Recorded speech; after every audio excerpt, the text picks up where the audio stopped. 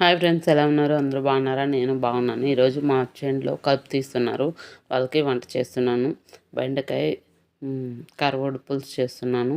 దానికి కావాల్సిన వస్తువులు బెండకాయ, టమాటా, కరింపాకు, ఎర్రగడ్డ, చింతపండు నానబెట్టుకోవాలి. చింతపండు నానబెట్టుకొని పులుసు తీసి పక్కకు పెట్టుకోవాలి. చింతపులుసు దాంట్లో ఉప్పు, పసుపు పొడి, ధనియాల పొడి, మిరప్పొడి అన్నీ వేసి బాగా మిక్స్ చేసుకోవాలి. మిక్స్ చేసి పక్కన పెట్టుకొని పెనం పెట్టుకొని దానిపైన నూనె వేసుకొని నూనె బాగా కాగనిచ్చి పోపు గింజలు వేసుకోవాలి.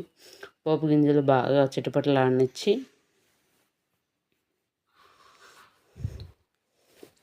ఎర్రగడ్డ వేసుకోవాలి.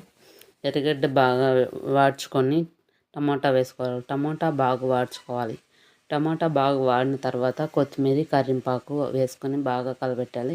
ఇప్పుడు బెండకాయ ముక్కలు వేసుకోవాలి. బెండకాయ ముక్కలు బాగా వాడ్చాలి. కాసేపు నూనెలో వాడిస్తే పచ్చి వాసన రాకుండా ఉంటాయి బెండకాయ.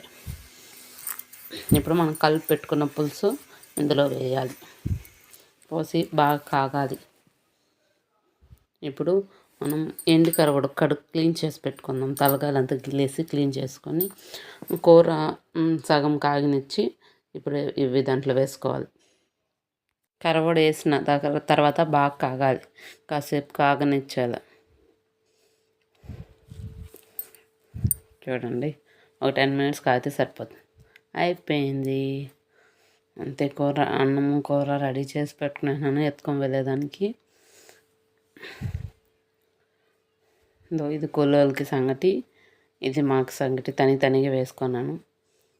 Okay friends, bye. నచ్చితే లైక్ చేయండి.